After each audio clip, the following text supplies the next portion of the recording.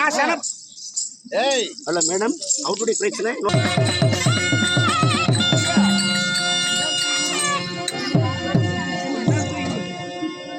ராவணன் சுவாமி முதலை சபையில் அமர்ந்திருக்கக்கூடிய சரி மகராஜா அவர்களுக்கும் வாங்க சாமி. அப்படி ஊர் பொதுமக்களாம் ஒன்றாக கூடி சரி இன்றைய தினத்திலே மழை வேண்டி நாடகத்தை அரங்கேற்றம் செய்திருக்கிறார்கள்.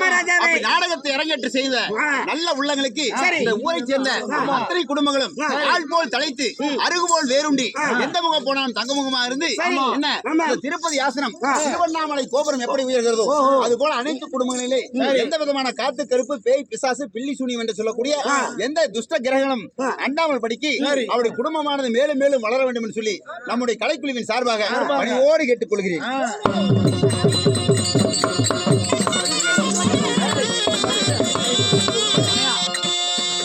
இருந்தாலும் இந்த அறையின் மேடையிலே இன்று நாம் நடத்தக்கூடிய நாடகம் என்ன தெரியும் மகாராஜா? என்னடா நாடகம்? பெண்களுக்கு மிக பிடித்த நாடகம். என்ன நாடகம்? பாண்டியன் ஸ்டோர்.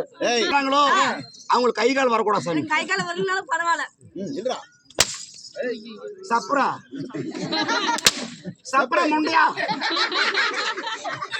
ஏ சப்ரா முண்டியா, உனக்கு அடிக்க தெரியல. ஏய் உன மூடிட்டு கொண்டு போனா முதுமணி போட்டுருவேன். என்ன ஒக்கால ஓலிகளா?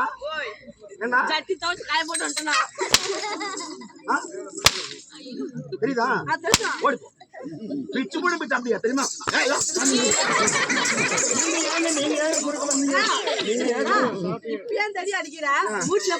வந்து பாருங்க உக்கால கேட்டு பாரு. ஐயோ ராம விடுற முண்டேன்னு சொல்லுவோம். ஏய் அப்படி இருந்தாலும் நாடகத்தை அரங்கேற்றம் செய்கிறீர்கள். ஆமா நடத்தக்கூடிய நாடகம் என்ன? ஏய் பிச்சு விடுவாமா இனிமேல் பேசுறீங்க. நரகின் மேடையிலே நாம் நடத்தக்கூடிய நாடகம் என்ன தெரியுங்க? ஆடாத அரங்கூத்தாடினாலும் அர்ஜுனன் தபசுக்கு ஈடாகாது என்று சொல்லுவார்கள். அப்படிப்பட்ட மகாபாரதத்திலே ஒரு மிக சிறந்த கதையாக விளங்கி வரக்கூடிய என்ன அர்ஜுனன் தபசு என்று சொல்லக்கூடிய நாடகத்தை பொதுமக்கள் ஊர் பொதுமக்கள் சேர்ந்து இன்றைய தினத்திலே அரங்கேற்றம் செய்திருக்கிறார்கள். அப்படி அரங்கேற்றம் செய்திருந்தாலும் நாடகத்திலே நான் வேலை சரி ஏன்னா டி ஆடுது நடக்கிறீங்களா? ஆமா சும்மா அதிர்றது அப்படிங்க பேரு. ஊர் பொதுமக்கள் சேர்ந்து இன்று வைத்திருக்கக்கூடிய நாடகமோ அப்படிப்பட்ட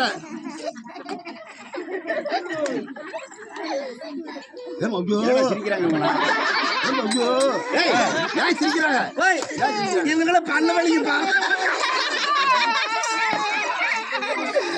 கடவுள் அர்ஜுன் தபஸ் என்று சொல்லக்கூடிய நாடகத்தில் நான் வேடம் தெரிவித்து வந்தேன். என்னை பார்த்தால் உடைக்கப்படுகிறேன். மகாராஜா இந்த நாடகத்திலேயே சின்ன வேளையிலே சீரவர சிங்கத்தை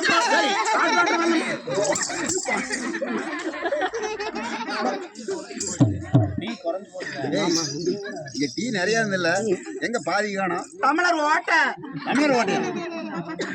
மகாராஜா இந்த நாடகத்திலே சீரவர சிங்கத்தை போல் சிங்கத்தை போல் அமைதியானவன் பொறுமையானவன். ஆமா நான் உன்ட்ட அப்படி சொன்னா சீரி வரேன்ட்டு அப்புறம் பாய்ந்து வந்தீங்களா? ஏய் நான் பொறுமையில மிகுந்தவன். யார் என்பதை சொல்லுவேன். கவனம் கேட்க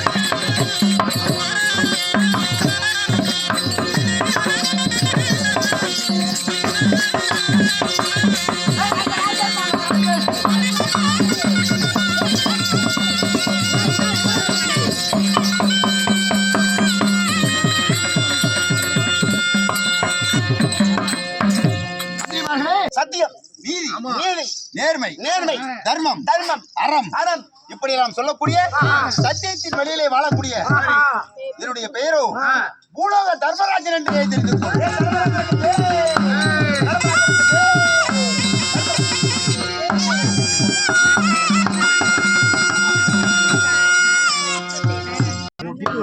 ஆமா, அப்படி இருந்தாலும் இந்த தர்மராஜனை பெற்றெடுத்த தாயார் யார், தந்தையார் யார், இதனுடைய நாடு எது, நகரம்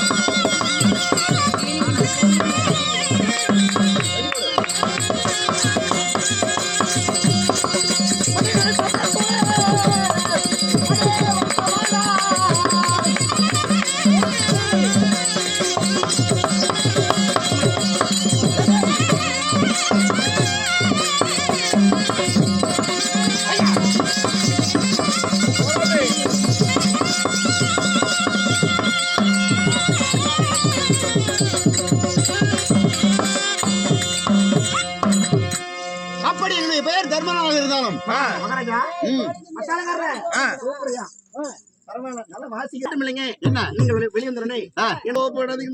என்னுடைய பேர் தர்மராஜனாக இருந்தாலும் சரிங்க. என்னுடைய குலம் என்ன தெரியுமா?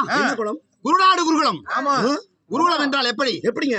உலகத்திலே முதல் தெய்வமாகிய யார் பாராவடி தெய்வமாகிய பரமேஸ்வரன் இருக்கிறாரே, அவருடைய சிரசிலே ஒளிவிட்டுக் கொண்டிருக்கிறது முப்பிரை சந்திரன்.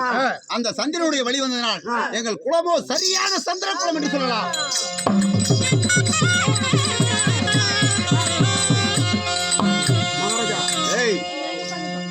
எது சொன்னாலும் ஒத்துக்குங்க. சரி, பொய் சொல்லாதீங்க. என்னடா பொய் சொல்றேன்? உங்களுக்கு குலம் நாங்கள் 1, 2, 3, 4 எத்தனை பேர் பிறந்தோம்? எத்தனை பேர்? அப்படி பிறந்திருந்தாலும் என்னுடைய தாயார் யார், தந்தையார் யார் உனக்கு தெரியுமாடா? அம்மா யாரு, அப்பா தாயார் யார், தந்தையார் யார், அப்பா யாரு, அம்மா யாரு? எல்லாம் ஒண்ணுதான். சொல்லி வருகிறேன். என் தாயாரோ குந்தி தேவி.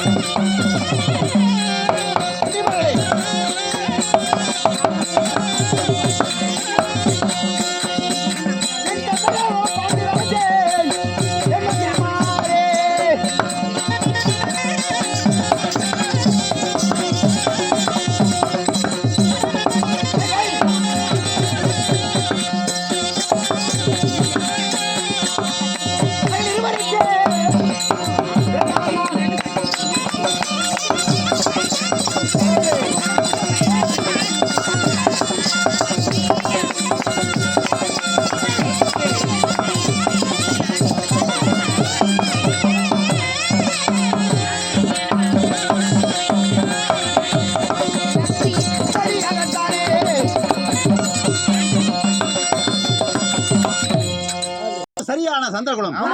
சந்திரகுலத்தில் இருந்தாலும் நாங்கள் பாண்டவர்கள் எத்தனை பேர் தெரியுமா? குந்தமா எனக்கோ தாயார்கள் 2. யார் யார்? குந்தமா தேவி, மந்திரா தேவி என்று சொல்லக்கூடிய 2 தாய்மார்கள். 2 தாய்மார்களுக்கும் என்னுடைய தந்தையாகிய பாண்டு மகாராஜனுக்கு திருமணம் செய்து வைத்தார்கள். அப்படி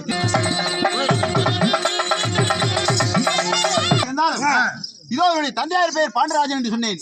பாண்டராஜனுக்கு 2 பேர்த்த கல்யாணம் வச்சு வச்சார். யார்? குந்தமாதேவி, மந்திராதேவி என்று சொல்லக்கூடிய 2 பெண்களை கல்யாணம் செய்து வைத்து, ஆனால் முதலே யுதிஷ்டன் என்று சொல்லக்கூடிய அரியன் தர்மராஜன் நான் பிறந்தேன்.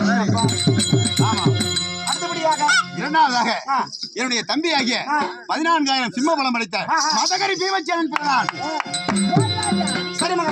3வதாக 12 அழகு, 37 லட்சணம், பல்லிலே பரசுவினை, பாதத்திலே செந்தாமரை, முன்னழகு, பின்னழகு, தோளிலே ஆனால் உமயமாணிக்கம், இப்படி எல்லாம் சொல்லக்கூடிய காலிலே விருது தண்டை, இப்படி சொல்லக்கூடிய முன்னழகு பின்னழகு படைத்த ஆனால் அழகுவனோ அர்ஜுனனோ பிறந்தார்களா?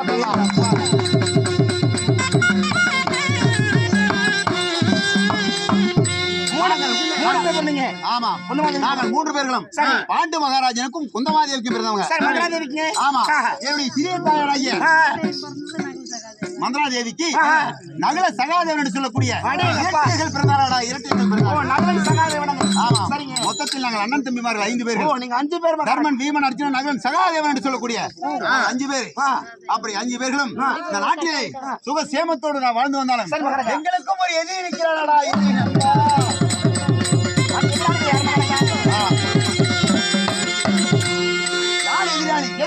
எங்கிருந்து வந்தான் யார் தெரியுமாடா?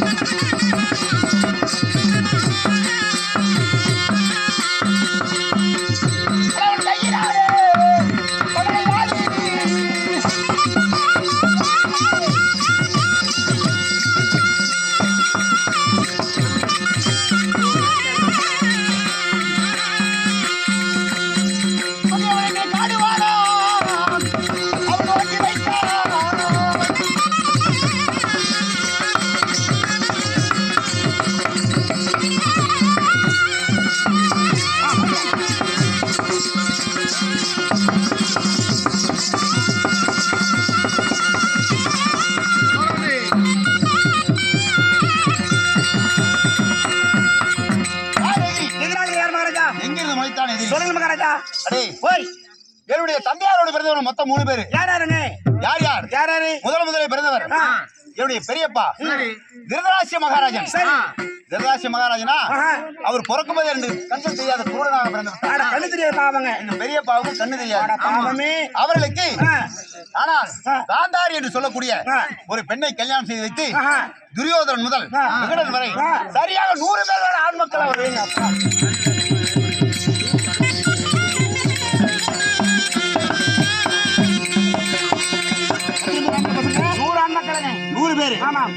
இன்னும் அடுத்தபடியாக எங்க அப்பா பிறந்தார் பாண்டு மகாராஜா. பாண்டுபுத்திர மகாராஜா. ஆமா. சரி. பாண்டு மகாராஜனுக்கு குந்தமாதேவி மந்திராதேவி என்று சொல்லக்கூடிய 2 பெண்களை கல்யாணம் செய்து விட்டு நாங்கள் பாண்டவர் 5 பேர் பிறந்தோம். மூணாவதாக என்னுடைய சித்தப்பா விதுரன் பிறந்தார். சரிங்க. அவருக்கு கல்யாணம் செய்து வைத்து குழந்தைகளே இல்லாமல் போய்விட்டதால் அப்ப ஆனால் என் பெரியப்பாவுக்கு 100 பேர். 100 பேருங்க. நாங்க அண்ணன் தம்பி 5 பேர். 105 எவ்வளவு ஆச்சு கணக்கு? 105 பேர்கள். நாங்கள் தஸ்தாபுரத்திலே அண்ணன் தம்பிகளாக வாழ்ந்து வந்தோம். ஆச்சரியமா கேக்குறேங்க. 5 வயதிலே அண்ணன் தம்பிகளாக வாழ்ந்து வந்தோம்டா. 10 வயதானது பங்காளியாக இருந்தவர்கள் பகையாளியாக மாறிவிட்டார்கள். என்ன காரணம் மகாராஜா? என்ன காரணம் தெரியுமா? ஏய், நீங்க ஒருத்தாய மக்கள் உண்மைதான். எப்படி எதிராளியா? என்ன காரணம்? துரியோதனன் வந்து எங்க பெரியப்பா மகன். அப்படி பெரியப்பா மகனாலும் அவனுக்கு எங்களுக்குள்ள என்ன சண்டை தெரியுமா? அடே, நாங்க இருப்பது 5 பேர், அவன் இருக்கிறது 100 பேர். தஸ்தாபுரம் என்று சொல்லக்கூடிய நாட்டை 56 தேசங்கள். சரி, 56 தேசங்களையும் இரண்டாக பிரிக்க வேண்டும் என்று சொன்னால் 100 பேர்களுக்கு பாதி நாடு, 5 பேர்களுக்கு பாதி நாடு தர முடியுமா என்று திட்டம் தீட்டினார். அப்படி குரு பெரியவர்களும் சேர்ந்து எங்களுக்கு பாதி நாட்டை பிரிச்சு கொடுத்துட்டாங்க. யாருக்கு? பாண்டவருக்கு பிரிச்சு கொடுத்துட்டாங்க. அப்படி பிரிச்சு கொடுத்த உடனே அப்ப வந்து பொறாமப்பட்டான். எப்படி? நம்ம 100 பேர் அண்ணன் தம்பி இருக்கிறோம், நமக்கு பாதி நாட்டை தரல, பாதி நாட்டை கொடுத்துருக்காங்க. அவங்க 5 பேருக்கு பாதி நாட்டை கொடுத்துருக்காங்க. இது எந்த விதத்தில் நியாயம்? அவனுடைய நியாயம் எப்படி தெரியுமாடா? ஒரு இடத்துக்கு என்ன விருந்துக்கு போனோம்னா கல்யாணம் போறேங்க. ஆமா, கல்யாணம் போனா 100 பேர் போனா 100 இலையை போடுறாங்க, 5 பேர் போனா 5 இலையை போடுறாங்க. சாப்பாட்டுக்கு அப்படிங்கும்போது அந்த மாதிரி அந்த கணக்கு யாரு தெரியுமா? அவன் துரியோதனன் தான் அவனுடைய கணக்கு அப்படி இருக்குது. அவனுக்கு 100 பாகம் கொடுக்கணுமாமா, உங்களுக்கு 5 பாகம் கொடுத்தா போதும்னு சொல்லிட்டு அவன் நினைத்தான். ஆனா அதெல்லாம் அப்படி இல்ல. அண்ணன் தம்பி 2 பேர் இருந்தானா ஒரு ஏக்கரா காடு இருக்குன்னா ஆளுக்கு பாதி பாதி தான் பிரிச்சு தருவாங்க. அதான நியாயம். அப்படி கொடுக்கும் பொழுது அந்த துரியோதனன் மேல கெட்டெண்ணம் வைக்கிறாடா. எதுக்காக? பாண்டவர் பங்காளிகள் உயிரோடு இருந்தாலே நாட்டை கேட்பார்கள். பாண்டவரை பூண்டோடு அழித்து விட்டால் நாடு நகரம் நவநீத செங்கோல் 38 வருடம் முதல் நமக்கே சொந்தமாகிவிடும் என்பதற்காக. ஆனால் துரியோதனன் நினைத்தான். ஏண்டா அப்பொழுது ஆனா என்னென்ன சித்திரவதை செய்தான் தெரியுமா?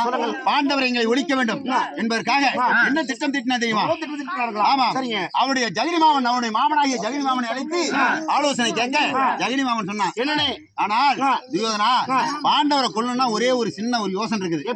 எப்படி என்று சொன்னால், நீ அழகிய ஒரு பளிங்குமா மண்டபத்தை ஒன்று ஏற்பாடு செய். சரி, உன்னுடைய நாட்டிலே அந்த பளிங்குமா மண்டபத்தை திறப்பு விழாவுக்கோசரம் துரியோதனை வர சொல்லு, பாண்டவரை வர சொல்லு.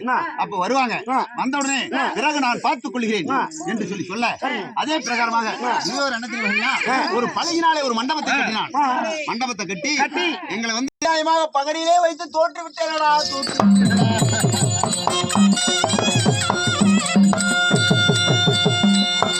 எல்லாத்தையுமே தோற்று விட்டேன். அப்பொழுது சொன்னான் துரியோதனன், அடே தர்மராஜா, அடிமை நாய்களே, உங்களுக்கு இனிமேல் இந்த நாட்டில் இடம் இல்லை. என்ன? ஆனால் நான் சொல்வது போல செய்தால் உங்களுக்கு இந்த நாட்டுல இடம் இல்லைன்னா உங்களுக்கு நாட்டுல இடம் இல்லைன்னு சொன்னா என்னன்னு பார்த்தா 12 வருடம் வனவாசம் போகணும். யாரு? பாண்டவர்கள் 12 வருஷம் வனவாசம் போகணும். ஒரு ஆண்டு ஐக்காத வாசம் போக வேண்டும். ஐக்காத வாசம்னா என்ன சொல்லுங்க? பாண்டவராகிய நாங்கள் அடுப்பு குட்டி சோறாகிறோம் இல்லையா, அந்த சாம்பல் கூட தெரியக்கூடாது. அது தெரிந்தால் மீண்டும் நான் 12 வருட வனவாசம் ஓட்டுவேன் என்பதற்காக கட்டளையிட்டான் துரியோதனன். அதே பிரகாரமாக இன்று ஆனால் வனவாசம் புறப்பட்டு வந்து இன்றோ 9 ஆண்டுகள் ஆகிறது. முதலாவது சூரியன் வனம், இரண்டாவது ரோமரேஸ்வரம், மூன்றாவது முருக்குமாரேஸ்வரம், நான்காவது காலமங்காரேஸ்வரம், ஐந்தாவது சைந்தவனம். இப்படியெல்லாம் ஒவ்வொரு வனமாக வந்து இன்று நாங்கள் 9வது வனத்திலே இருக்கிறோம்.